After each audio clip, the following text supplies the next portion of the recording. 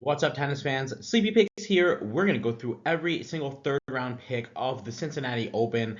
Let's take a look at the draw. Here's a look at Zverev's quarter of the draw. First match we're going to look at is Zverev against Terence Atmane. Head-to-head here is 1-0 in favor of Zverev. We'll talk about that match in a second. It did happen this year. We got Zverev coming in. He's 16-6 on the hard courts this year, 24-9 last year, 29-10 the year before. He's coming off a win over Cam Norrie in 3 sets, 6-3 in the third there. And this was a little bit of a tricky match. He did not play well for about a set and a half, but you have to give him credit for finding a way to win this match. Norrie was definitely outplaying him. I like the way that Norrie was able to, neutralize the second serve of Zverev. I felt like he wasn't making a lot of first serves in the first set. And Norrie was just challenging that movement of Zverev. He was hitting behind him really well in the first set and controlling a lot of the rallies. We saw Zverev start to take control of more of the rallies in the second and third sets, and that allowed him to kind of bully Norrie around and come into net and use and impose his game on Cam. But this was a great fight from Alexander Zverev, and I think it's good for him to survive a scare like this, especially to start a tournament where hopefully he's going to make a little bit of a deep run here. Terence Atmane coming in. He's 12-10 on the hard courts, 28-17 last year, 30-20 the year before. He's coming off a loss to Mensik in straight sets in Montreal. Was able to beat Draper and Kachanov before losing to Mensik. Remember, that was a match that everybody really thought that was going to be a lot closer than it was, and maybe Atmane had some chances to potentially take that first set, but Mensik served pretty well there and was just able to get the ball to the Atmane backhand, and that's usually the weaker side there that's going to give him a lot of issues. Atmane in this tournament was able to beat Fucsovics by retirement and then Etcheverry 6-3, 7-6 in straight sets. And we figured that Atmane was going to be able to take down Etcheverry. Etcheverry a little bit more of a clay quarter, a little bit more of a defensive style, and Terence Atmane with that full-on aggression, with that big lefty forehand. As you mentioned before, they have played once, and they played this year in Madrid. It was a 6-3, 7-6 win for Alexander Zverev in the third round on the clay there. And let's keep in mind that the Madrid courts do play relatively fast. Guys, I kind of view this match similar to that Mensik-Atmane match that we saw in Montreal, where if Zverev serves very well, he's going to get through this match in straight sets. I do kind of have some questions about that play of Zverev. The Norrie match was very shaky. He started out extremely poorly. And I just think if he does that here, Atmane will be able to control a lot of these rallies and bully Zverev around. I do think that, having had that scare, Zverev's kind of fully awake now and ready to go. So I think he'll be ready to take down Atmane. I'm going to go with Zverev here. I think it's going to be 3 sets, though. It makes me a little bit shaky, the fact that he wasn't able to take a set off of Mensik. But I'm still going to take Zverev to advance in 3. Next match is Tommy Paul taking on Vallejo. Vallejo able to get through Vachereau 6-3, 6-3 pretty easily. And a lot of this was predicated on the errors from Vachereau. And we talked about Vallejo's match against Jacquet. I thought he did a great job moving the ball around. He did that here with Vachereau, and he just kind of realized if he just stayed steady, kept the ball moving, that he would get an error from Vachereau. A little bit of a frustrating match here from Vachereau. We got Vallejo coming in. He's 4-2 on the hard courts, 1-4 last year, 7-4 the year before. He's coming off a loss to Jerry Zheng, 6-3, 6-3 in Montreal. Tommy Paul, on the other hand, he's 15-8 on the hard courts, 13-6 last year, 17-12 the year before. He's coming off a straight set loss to Lerner Tien in Montreal. Lerner was able to make it out to the semifinals there, but this did seem like this should have been a much closer match.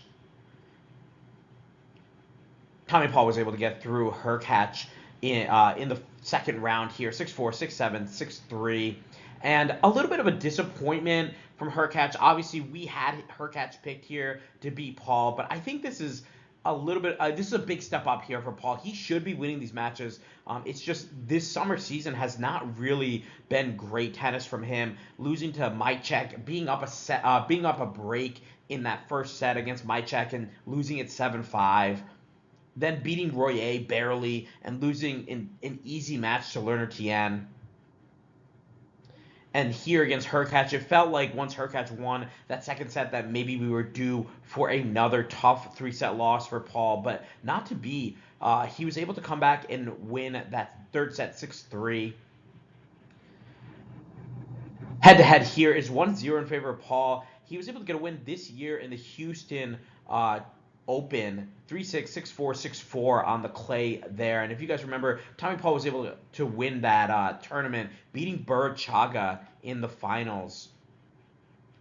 And I remember thinking about this match against Vallejo, because Vallejo beat I want to say Schweida in the first round, and it was just he just grinded him down. He just got a lot of errors, and I figured he would be able to use his heavy spin on the clay against Paul, but Paul was very good at being aggressive. He used the kick serve effectively. He came into net and was able to kind of keep Vallejo on his toes, and I think that's something that he's going to have to do here. Obviously, the court's much faster than the clay in Houston, so he'll have more success doing it.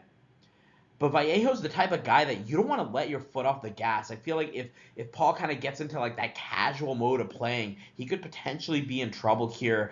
I just think if he's able to kind of go, full pedal to the metal here, playing the aggressive forehand, coming into net, using that big kick serve, I think he's going to have a lot of success. So I'm going to take Paul to advance here in straights. And I'm really excited about this next matchup. We got Jodar taking on Tabilo. Head-to-head here is 1-1 split between these two guys. They played twice this year. Jodar coming in, he's 25-8 on the hard courts, 23-9 last year, 0-1 the year before. He is coming off a 3-set win over Shapovalov, 7-5 in the third, but Shapo was up 5-1, I believe, in that final set. Just a really tough loss there for him, and we had a little bit of controversy with the shoelaces breaking multiple times. Shapo getting a little bit frustrated with that, and you guys can let me know what you think about this. I don't think it's intentional. The shoelace breaks, you get time to fix it. It's part of like the wardrobe. If there's like a malfunction there, they have time to fix it, and that's the rule. But it did seem to come at a couple of very inopportune times for Shapo. Jodar's coming off a loss in the finals to Taylor Fritz in the DC Open, 7-6, 6-4 in the finals there, straight sets, and then a loss in the semifinals, a little bit surprising for us, to Nakashima in the semis of Montreal.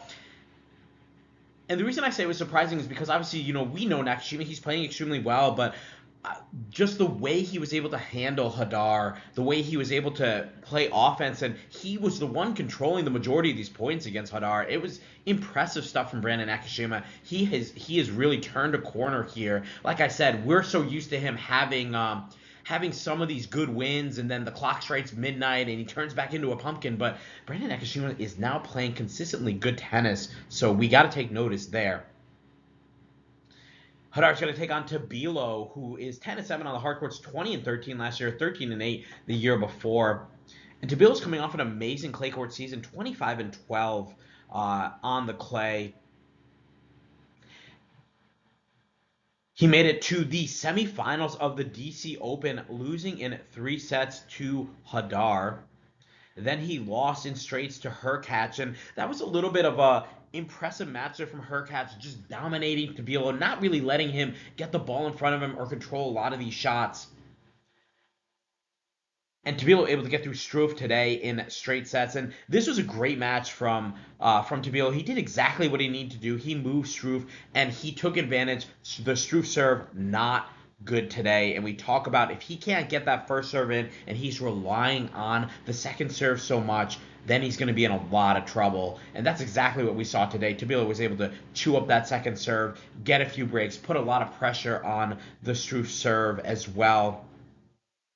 So a good straight set win for him there. Let's talk about this head-to-head here. They've played twice this year. First meeting was in Indian Wells back in March. It was a 6-1, 6-2 win for Tabilo over Jodar. And remember, Tabilo was coming in off of the clay season in South America. He was playing some pretty good tennis, but a lot of people really hadn't taken notice to him until he was able to beat Jodar that easily. Then they had a rematch in the DC Open, and this was a match that I was able to attend. It was a fun 6-7, 6-4, 6-4 win for Jodar, and that tiebreak was a lot of fun shots there. Really impressive stuff from both guys. I'm interested to see how this one goes because I honestly feel like Hadar's on his last leg. I don't know how much he's going to want to put out here. This is not going to be, Hadar is not getting through this match 2-2. He's going to have to put a good amount of effort if he wants to beat Tabilo here. And I'm kind of curious with how much he wants to make a deep run in this tournament at the cost potentially of making a deep run at the U.S. Open.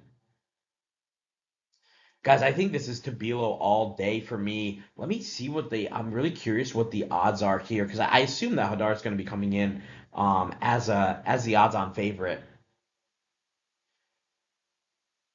But a couple things that I really liked, I thought Hadar was playing good aggressive tennis in that match in the DC Open. Even throughout, I thought maybe he was misconnecting with a few of the shots, a few of the returns on the Tabilo serve, but overall, he was still playing that aggressive style. Tabilo did a great job of moving him, and he did what we kind of talked about with Hadar that a lot of these players were able to do. We saw Nakashima do it a little bit, is get to net and start to rush Hadar, not let him set up for some of these bigger shots. I mean, how many times do we see you get into like a 6-7 shot rally with him, and all of a sudden he ropes a forehand at like Mach 50 past you? Tabilo did a great job of using a little bit of variety and coming into net, testing that Hadar movement. Yeah, I'm seeing Tabilo at I'm seeing him at plus 200 right around now. So, guys, I would take that. I mean, I really would. I think and looking at it opened at plus 260. So a lot of money's been coming in on. Yeah, Circa opened it at 235. Let me see. DraftKings opened it at plus 273, and he's down to plus 190. So a lot of people putting some money down on Tabilo, and I think they're seeing the same thing that we're seeing, guys. So you might want to get in now, maybe take him in the spread, maybe look to put a little bit on the money line here for Tabilo. I think he's going to get this one done. Guys, I'm going with Tabilo to advance. I think he does it in straights. Next match is Cobolli taking on Blockx. Head-to-head here is 1-0 in favor of Blockx. They also played this year. I mean, we got some big-time rematches here, guys, in this part of the draw. Blockx able to beat Navoni today. He's coming in 12-6 on the hard courts, 15-9 last year, 7-11 the year before. Beats Navoni 6-3, 6-4 today, and this was a good win for him. Navoni was playing solid tennis. Obviously, we know Navoni a little bit more of a clay court guy, but he was still able to adapt his game to the hard courts. Beat Vatro last week. That counter-punching style is always lethal for Navoni, but Blockx just not really giving him a chance to get settled. He was pummeling the ball, and I was curious to see, obviously we had Blockx making the finals of Astro on the clay. Got a little bit of a tough draw in Montreal. Got past Minaur by a walkover, so really didn't get a match to kind of get his feet wet before going into a match against Lehecka, who ropes the ball. It's very hard to get your footing down, changing over from the clay to the hard courts when you're playing someone like Lehecka. And it looked like that. It looked like Blockx was really struggling. But he got that match here, really able to set up, keep the ball in front of him, and dictate most of the play against Navoni. A straight set win here for Blockx. Cobolli, on the other hand, he's coming in 10-6 on the hard courts, 9-13 last year, 26-13 the year before, and he had another 3-set win over Kekmanovic. This is the third this year for him, and Cobolli did not look great today, guys. Like, I'm not going to beat around the bush. 8 double faults, just really wasn't playing the best, but he found his forehand when he needed to. Kekmanovic also did not look great today. This was a little bit of an ugly match, a lot of errors from both guys, but Cobolli able to get through it, and I think a lot of that is that confidence of playing a guy that you've already beaten twice. Now looking at the head-to-head here between these two guys, it is 1-0 in favor of Blockx. Blockx was able to get a win over Cobolli in Monte Carlo. 6-3, 6-3. And, this was pre Cobolli kind of finding himself on the clay. I believe let's see here. This was Cobolli's second match after he beat Comasana in Monte Carlo. And I don't know if you guys watched that match, that Comasana match. That was an unreal match. Just a lot of shot making between those two guys. Cobolli loses to Blockx, but then he makes a run to the finals in Munich, gets to the quarterfinals of Madrid, and of course makes the finals at the French Open. So he kind of turned it on after this match. But I'm interested to see how these guys match up on the hard court against each other. I'm thinking this is going to be another three-setter. I'm not ready to trust Cobolli yet, guys. I don't know about you, but neither of these guys really has shown me much on the hard courts.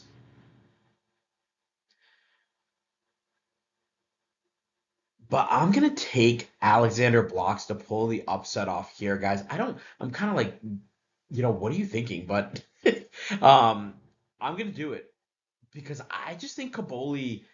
I gotta see more from him. That straight set loss to Hanfman and the breakers. A lot of questions for me surrounding Cobolli. He needs to do better here. He should be able to. He should be winning this match against Blocks in straight sets, but he's already lost to Blocks on the clay. So now we go over to the hard courts. You got that big booming forehand of Alexander Blocks. He's starting to find his footing. Had a nice warm up match against Navoni. I think it's going to be Blocks. Give me Blocks to advance in three. Here's a look at Zverev's quarter, and this will be really interesting, guys, to see who gets out of here. I think Tommy Paul could really push Alexander Zverev. We remember, Paul, he played pretty well in his before the summer season on the hard courts. Played a great Miami match. Remember, he had match points against Arthur Feast, and they went back and forth in the final set breaker. Paul just losing barely, but both guys putting it out on the line there. And I'm waiting for Paul to turn it on here. We remember he had a pretty good hard court summer last year. I'm just waiting for him to turn it on. But I'm sticking with Zverev to get out to the quarters here. And I think he's gonna play Tabilo. I could see Tabilo really giving Block some issues with that lefty spin. Tabilo does a great job. Block's similar game to Jodar, where he likes to rope the forehand, he likes to rope the groundies. But Tabilo has that ability, one, to move them off the court, off the center of the court, but two, also to come to net and start to rush these guys up the middle of the court and make them make those quick moves, and they don't have time to really set up and rope that forehand. So I think it's going to be a Tabilo Zverev quarterfinal with Zverev making it out to the semis. Let me know what you guys think. Post your picks in the comments. Here's a look at Djokovic's quarter, and I guess Djokovic's quarter no more. First match we're going to talk about is Tirante against Landaluce, and this is kind of the surprise matches for us here. Let's talk about Landaluce first. Able to get through Arnaldi. Just another disappointing loss for Arnaldi. Up a break, 2-0 in the third set, then up 4-2 a break again in the third set, and proceeds to lose 4 straight games to Landaluce. I mean, just a very disappointing one from Arnaldi. Too many errors. Landaluce coming up with a few bigger shots, but Arnaldi just really helping him along with the unforced errors. Tirante, on the other hand, able to get through Djokovic 2-6, 6-4, 6-4, and this was a very impressive match from Tirante. I mean, Novak, obviously, first match coming back from Wimbledon, and we talked about Tirante. He was able to make a good run last week to the round of 16, beating Duncan Chan, Taylor Fritz, Alexei Popyrin, and then losing to Leonard Tien in straights. But how about that? I mean, there was one shot, guys. He hit I think it was 117 mile an hour forehand. I mean, my God, what a forehand this guy has. He hits that big serve, follows it up with a big forehand, and Landaluce also very familiar with playing a similar game style as well. Let's talk about these guys here. Tirante, 12-7 on the hard courts, 14-7 last year, 5-4 the year before. He's coming off a loss to Leonard Tien in Montreal, as we spoke about. It will be Choinsky in 3 tiebreaks. in the first round here in Cincinnati, and then Djokovic in 3 sets. Landaluce, on the other hand, he's 12-7 on the hard courts, 18-11 last year, 23-9 the year before. He's coming off a disappointing loss to Mejia in Montreal. That was a 3-setter there. And let's keep in mind, Landaluce hadn't won a main draw match since beating Hughes Herbert in Stuttgart back in June. He won a couple of qualifier matches in Halle. So it's been a long time coming here for Landaluce. Head-to-head here is 1-0 in favor of Landaluce. These guys also played this year. We have a rematch again. A 3-6, 7-5, 6-4 win for Landaluce. And we remember the run that Landaluce was able to go on in Miami. He started here beating Tirante in the qualifiers.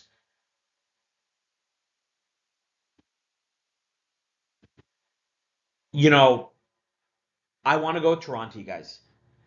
One, because I told you I'm not picking Landaluce. Maybe if he makes like a quarterfinal or semifinal here, I'll finally start to pick him in the U.S. Open. But he's just burned me so many times. But the thing that scares me the most with Tirante is the fact that he just had the biggest win of his life. And I'm not saying, like he's not going to be out celebrating. Obviously, he knows he's got a match, but it takes a lot to come back the next day. And now, not only did you beat, one of the greatest to ever play the game, but now you got to come back, and he might be favored in this match. Let's take a look at the odds here. Yep, he's minus 130. So now you're the favorite. So a lot of pressure here on Tirante, and I'm kind of curious. We remember, guys, I think he was like almost even with Lerner Tien, right? Last week, and we saw what he kind of just really didn't bring anything that day. Lerner was all over him. I'm taking Tirante here, guys. I think this is going to be another tough 3-setter like the qualifier match in Miami. I think Tirante is going to get some revenge. So give me Tirante to advance in 3. Next match is Mensik taking on Hijikata. And guys, what a nice draw Mensik has now. A draw when you originally started with Darderi, with Arnaldi, with Djokovic in it. Now, maybe he plays Tirante to get to the quarterfinals of Cincinnati. I mean, that's looking pretty good. Let's not forget that he also made the quarterfinals of Montreal. So Mensik, who we really felt like we hadn't heard much from, now starting to make a little bit of a run, maybe going to catch fire at the right time here. Hijikata able to get through Darderi 6-4, 6-2 in straight sets, and a little bit disappointing there from Darderi, but again, we don't expect much from him on the hard courts as we would on the clay. Mensik able to get through Bellucci 7-5, 2-6, 7-6. And guys, I remember telling you, we watched Bellucci kind of injure that knee, or he was hobbled at the end of his match and came out here, was moving fine, was hitting the ball fine. I thought it was going to be a quick day for Mensik, but it ended up barely Mensik getting by.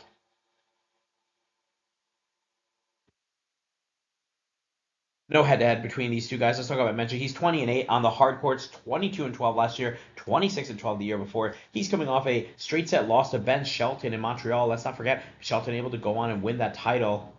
Mensik was able to beat Fernley, Atmane, and Van de Zandschulp before losing to Shelton. Hijikata, on the other hand, he's 17-11 on the hard courts, 20-17 last year, 29-21 the year before. Excuse me. He was able to get through Monfils in 3 sets in that first round. And honestly, he looked down and out there. Monfils playing extremely good tennis, but just couldn't keep it up in that third set. Hijikata's coming off a loss to Minaur in straight sets in Montreal.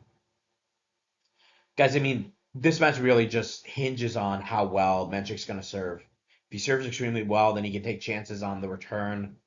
If he ends up serving a little bit poorly, then he's going to have a tough day here. Because Hijikata can take advantage of that second serve. But I'm sticking with Mensik here, guys. I think he's ready. He definitely is looking at this draw thinking, I can make a run here. So give me Mensik to advance. I think he does it in straights. Next match is going to be a good one. We got Lehecka taking on Arthur Fils. This will be these guys' fourth meeting this year, third meeting on the hard courts. Incredible. Incredible stuff here. Head-to-head is 3-2 in favor of Fils. Lehecka coming in, he's 13-8 on the hard courts, 24-10 last year, 20-10 the year before. He's coming off a straight set loss to Jodar in Montreal, and this was a little bit disappointing. I thought maybe Lehecka would be able to give Jodar a little bit of a push here, but he just felt overwhelmed by the power. We saw, the first set, they were back and forth. Jodar able to get the late break and win that set. And then in the second set, Lehecka trying to take a few more risks to keep Jodar off balance, but that did not pay off. Lehecka was able to beat Berrettini in 3 tough sets, 6-4, 6-7, 6-3. Fils, on the other hand, he's 15-5 on the hard courts, 10-6 last year, 15-9 the year before. He's coming off a straight set loss to Jodar, and his only 2 losses in this summer season have been to Jodar by the same score. Fils looked great against Hanfman today. He was really exposed, that movement of Hanfman, that inability to play defense on the ground strokes from Hanfman. Fils just dominating the court with his forehand, and I think that's going to be a fun shot to watch as we go into the U.S. Open. As you mentioned before, the head-to-head here is 3-2 in favor of Fils. They played 3 times this year. First match in Doha, it was a 6-3, 6-3 win for Arthur Fils in the quarterfinals. Then they played in Miami. That was a 6-2, 6-2 win for Lehecka. A little bit of a lopsided affair there, but let's keep in mind this was Fils coming off that epic clash with Tommy Paul, and his body just didn't have anything left. Fils able to get a little bit of revenge in Madrid, 6-3, 6-4, beating Lehecka there.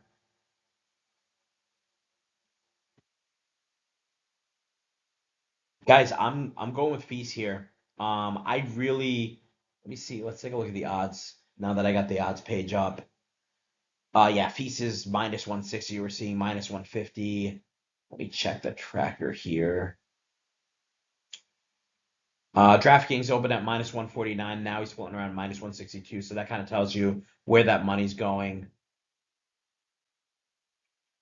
But yeah, I'm going with Fils here. I think he's going to bully Lehecka around with his forehand. I did not like what I saw from Lehecka against Jodar, and I think Fils can do something very similar, where Lehecka feels pressured to have to maybe take a few more risks on his ground strokes to keep Fils off balance.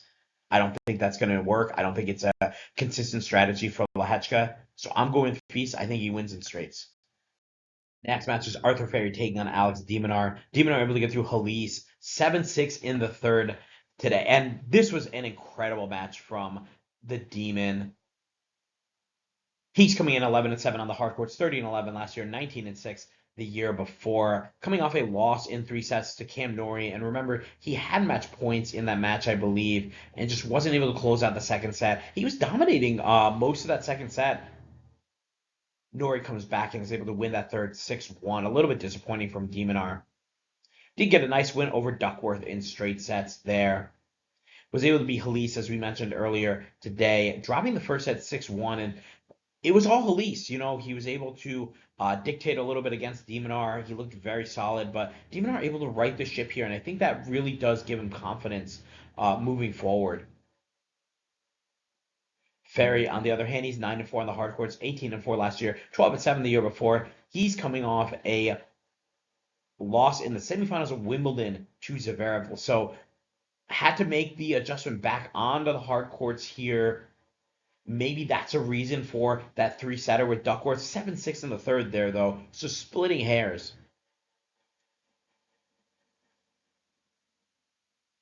I expect we get much higher levels from both of these guys. I think both are going to raise their level here. I'm curious to see if Fery can kind of carry some of that magic over from Wimbledon. Seems like he might have, beating Duckworth in a tight breaker in the third set. My gut for some reason is pulling me towards Arthur Ferry, but I can't do it. The predictor is saying that Minaur is going to win in straights. I don't know if I really agree with that. I think this is going to be a very tricky match for Alex de Minaur. Ferry's just such a steady player, and he plays such high percentage tennis. So I'm going to go with de Minaur to advance. I think he does it in three. Here's a look at Djokovic's quarter of the draw, and this is wide open, guys. I'm going with Arthur Fils to get out here to make a semifinal. I think he's playing some pretty solid tennis. I think he's had the misfortune of running into Jodar in his last two tournaments. I think he'll be able to take out de Minaur relatively easily, and then Mensik or Tirante, I think he's going to be able to get through too. I could see Mensik giving him some issues there with the serve if he serves very well, but once they get into rallies, I really like Fils there. So I like Fils to advance out to the semis. Let me know what you guys think. Post your picks in the comments. And here's a look at Medvedev's quarter. First match we're going to talk about is Taylor Fritz taking on Daniel Merida. No head-to-head between these two guys. How about Fritz playing Mickelson, beating him 6-3, 6-4? They just played in D.C. That was a much closer affair, but Fritz able to take care of business here. He served extremely well, was dominant on his forehand. I think having that week off from Montreal, not having to play that many matches there, lost in the first round, or his first round, I think that really helped Taylor Fritz. He looked pretty good today. But how about him breaking his racket in the first game? He gets broken by Mickelson. That's probably like the best we saw Mickelson all match. And Fritz breaks his racket in the first game, but that seemed to refocus him.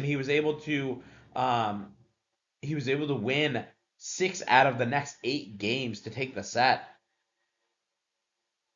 Merida, on the other hand, able to get through Zizou Bergs today with relative ease. And, we talk about Zizou Bergs, just a real hit or miss type guy.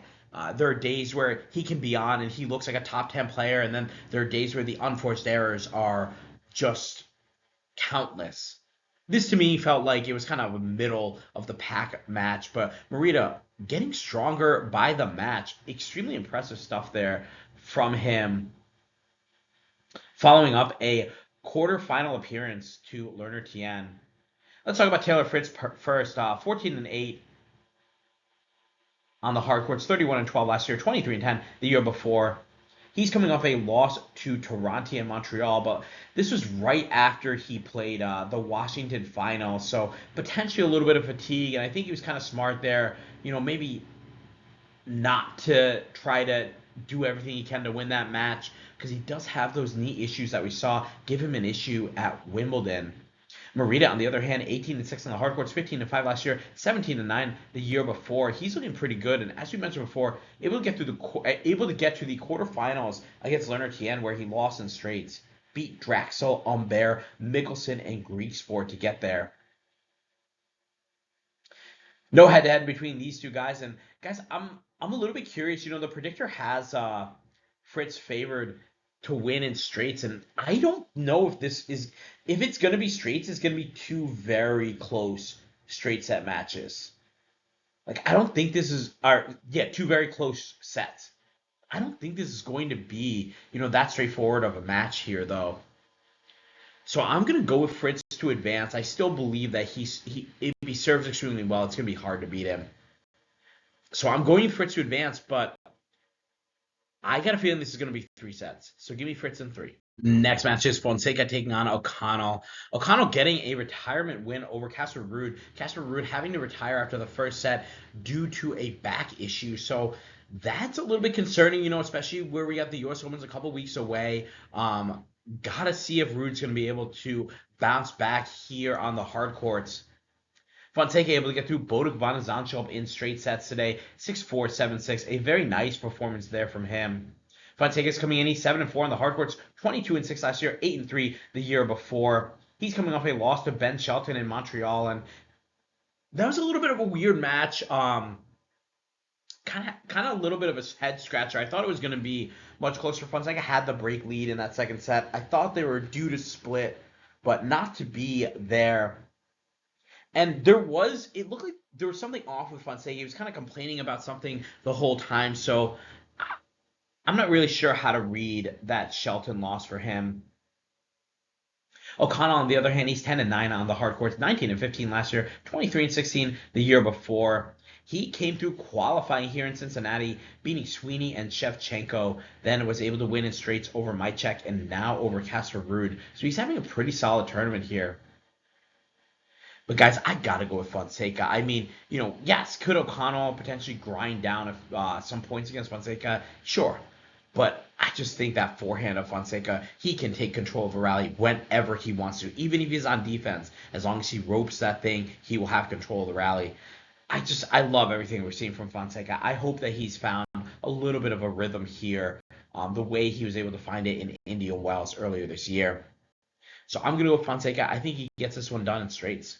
This next match is a pretty interesting one. We got Rublev taking on Borges. Head-to-head is 5-0 in favor of Rublev. Rublev getting 3 wins this year over Borges. I mean, this is incredible. Guys, seeing how many of these head-to-heads that we have where the meetings happened just a few months ago for a lot of these guys. Rublev's coming in. He's 11-7 on the hard court, 16-13 last year, 26-11 the year before. He's coming off a win against Carreno Busta in the second round, 7-6, 6-1. He looked pretty good there. Did have this frustrating loss to Jerry Zheng in Montreal, but, at the same time, a frustrating loss. Now he's got tons of time to rest. He's going to be ready to go for this tournament for sure. And, against Jerry Zheng just hitting some unreal shots there in Montreal against Rublev. A lot of shots that Rublev thought were going to go out, but they just dip in on the line. Borges, on the other hand, he's 12-9 on the hard courts, 17-14 last year, 20-12 the year before. He is coming in, beating Kokkinakis in the first round, 7-6 in the third there. This was a tough match, and we expected it to be. Borges doesn't have much of the firepower. Kokkinakis has all of that, has the big serve, was able to hold serve and put some pressure on Borges in those breakers. And then Borges is able to get through Cerundolo in straight sets. And, another disappointing match from Cerundolo, filled with unforced errors. The movement didn't look great today. I hope that Cerundolo will be able to kind of shore it up a little bit going into the U.S. Open. But maybe he's going to have a pretty early exit there, guys. We got to keep an eye out for that. Borges is coming off a fourth round appearance in Montreal where he lost in 3 sets to Darderi, and this was as close as can be between these two guys. Darderi just being able to come up with a few of the bigger shots on those important points. Borges was able to beat Kovacevic, Echeverry, and Hanfman, getting to the 4th round there. As you mentioned, they've played 3 times this year. Once in Hong Kong, they played in January, 6-3, 6-4 win for Rublev. Then they played in Monte Carlo, a 6-4, 1-6, 6-1 win in the first round for Rublev. And then they played in the French Open, 7-5, 7-6, 7-6 win for Rublev. And Borges just doesn't have that game to kind of counter Rublev. Rublev also likes to move you around and rope shots, but he doesn't give you as much pace as you would think to use that redirect that Borges does. Plus, Rublev plays a lot of his balls up the middle of the court, so he's kind of taking away those angles and early shots that Borges can kind of cut off and hit against the opponent. Guys, I'm leaning towards Rublev here, but something is just aching me in my gut that this is going to be an interesting match. I think it might be a 3-setter. I can't pick Borges, having never won a match against Rublev. 0-5 now. He's only won a single set in their 5 meetings. It was a 6-1 set at Monte Carlo, which is kind of impressive, but still, it's hard for me to pick this guy to win 2 sets. So I got to go with Rublev. I think he gets this one done in 3. Next match is Nakashima against Medvedev. Head-to-head here is 3-0 in favor of Medvedev. This is going to be an interesting match, guys. We got Nakashima coming in. He's 18-8 on the hard courts, 19-14 last year, 24-12 the year before. He was able to beat Kovacevic in the second round here, 6-2, 7-5. And, this was expected. I would have been surprised if even Kovacevic was able to take a set. We knew this was going to be a pretty straightforward match for Nakashima. Second set got a little bit iffy, but still a good win there in straights. Nakashima coming off a final appearance in Montreal, losing to Ben Shelton in straight sets, but able to beat Jodar, Darderi, Rinderknecht, Drogwe, and Altmaier to get to the finals. He did also make the semis of DC, losing in 3 sets to Taylor Fritz. Was able to beat Minaur and Mensik on his way to the semis there.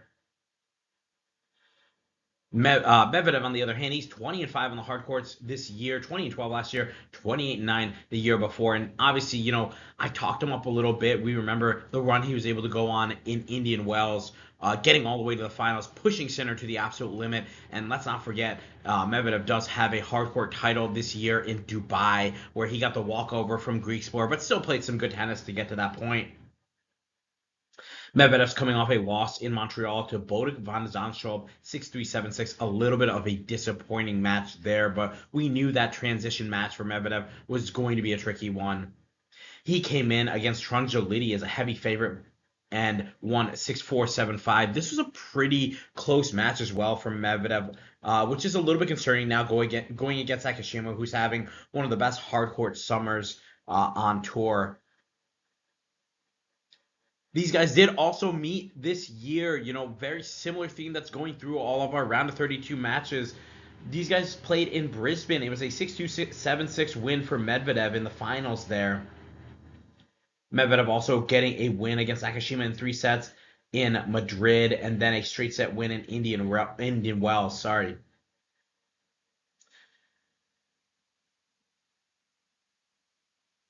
Guys, for me, this is the time for Nakashima to prove it to us. This is the time for Wayne Ferreira to prove to us that he is going to make a huge difference in the coaching. This is a guy who's basically owned Nakashima. Nakashima's won 1 set in their 3 meetings.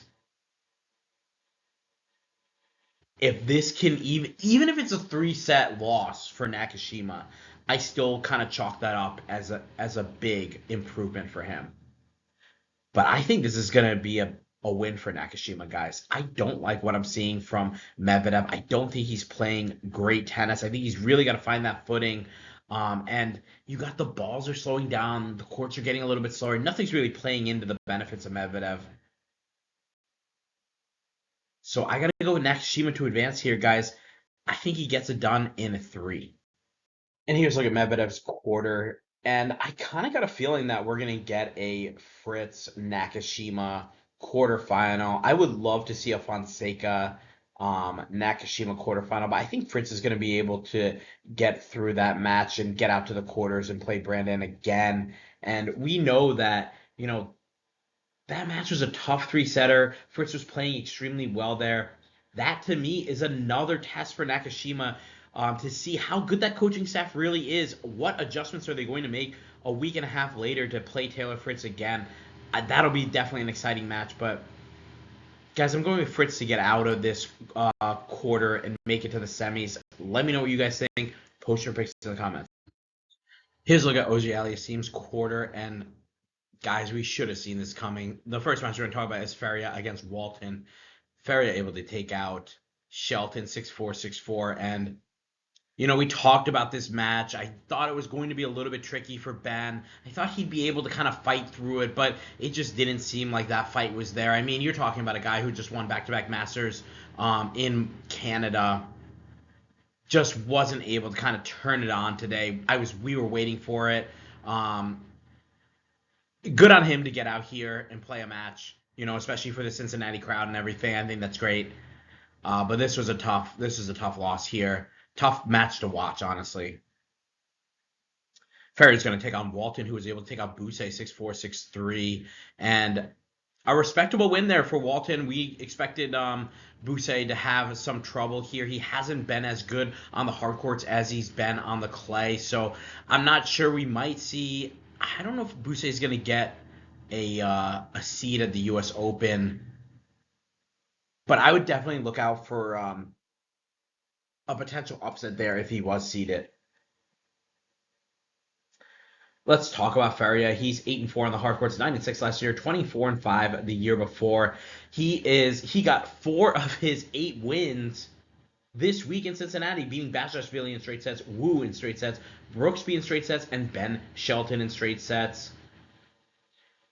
He did play last week against Christopher O'Connell, lost in the qualifiers in 3 sets.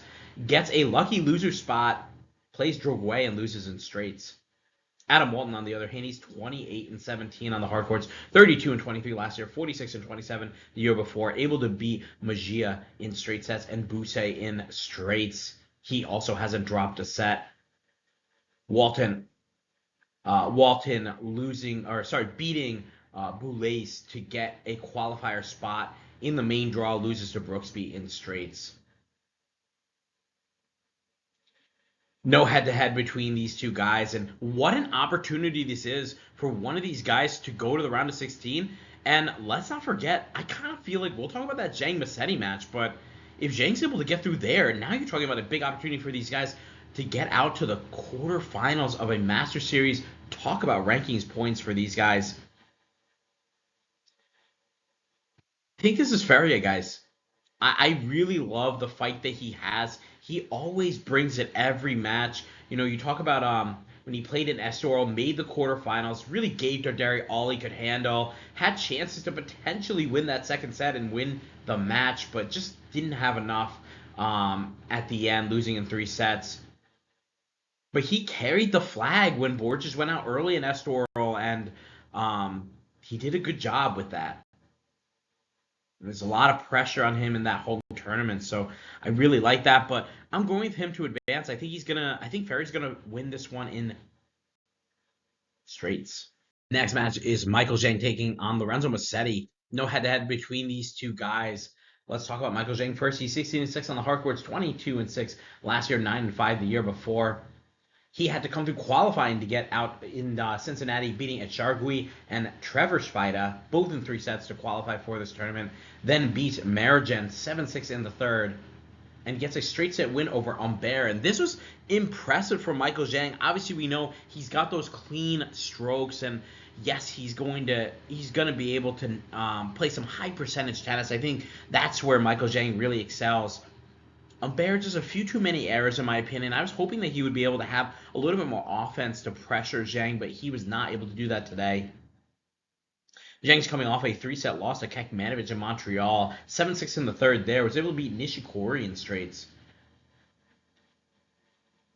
So far, what we've seen from Zheng this summer is that it really does take a big effort from the player to beat him. His 2 losses on the hard courts have been in the 3 sets. Musseti, on the other hand, he's coming in 11-5 on the hard courts, 18-11 last year, 13-12 the year before. He's coming off a loss to Jodar in Montreal. Let's not forget he lost to Jodar in straight sets in DC. Didn't serve that great, I believe, in that Jodar match either. Musseti was able to beat Altmaier in straights today, and an impressive win from him. He played some good aggressive tennis, but I do wonder, what's going to happen now when he's playing. Altmaier a little bit more subject to errors, doesn't move or cover the corners as well as Michael Zheng does. So how is Musseti going to look here when some of these balls are coming back with interest to Musseti? We know Zheng's going to target that backhand of Musseti. I think a couple of keys for Musseti. One, he's got to serve extremely well. He's got to be using the serve +1. He's got to be finding his offense off his serve. And that'll allow him to open up some and take some chances on the return game. And for me, Musseti's got to be able to take this backhand early. When I was watching him in DC against Jodar, I was just impressed every time he was able to crack that backhand so early, like right on the rise, and rip some shots. I think he's got to do that here against Zheng. He can't let Michael Zheng get in a comfort zone or comfort level where he feels comfortable rallying with Musseti. I think that's where Musseti's going to get in trouble. So I'm going with Musseti to advance, guys. I'm a little bit hesitant doing this. It wouldn't surprise me if Zheng was able to win this match, but this is a big-time step-up match for him. Give me Musseti to win this in 3. And our final match is Felix Auger-Aliassime taking on Juan Manuel Cerundolo. A lot of names between these two guys. Head-to-head is 1-0 in favor of Juan Manuel Cerundolo. Of course it is. We'll talk about that match in a second.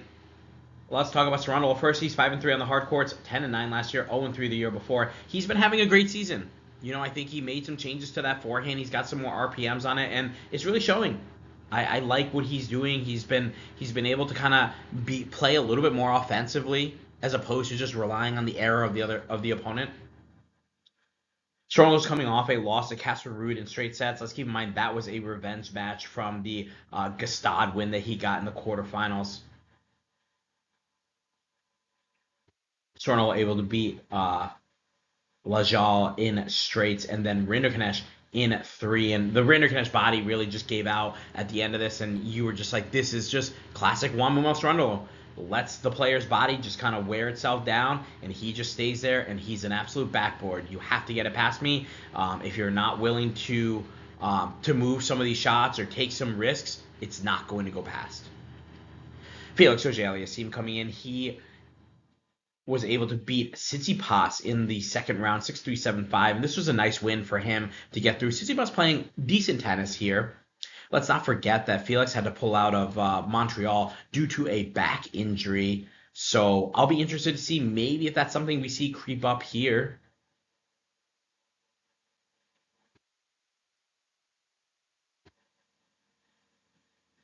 Head-to-head here, as we talked about, is 1-0 in favor of Cerundolo. He got a win last year in Madrid, 7-6, 6-4 over Felix. We know that, obviously, that's a more favored and preferred surface by Juan Manuel Cerundolo than it is for Felix, but Felix did have success when he was younger on the clay. Guys, this should be Felix in 2 easy sets. This should be that.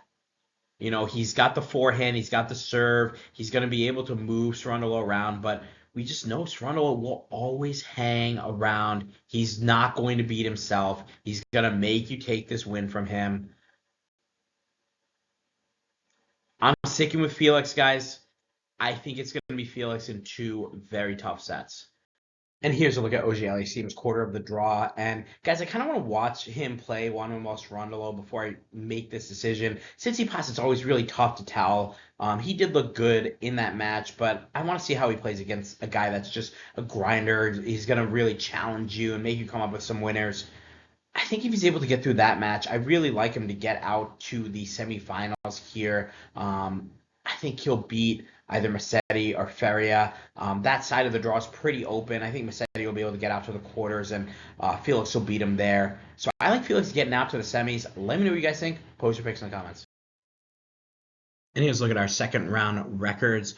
Pretty good for me, 19-12, but the Gecko having a great second round, as it was the Pamplemousse. 19-9 for the Pamplemousse, 24-7 for the Gecko.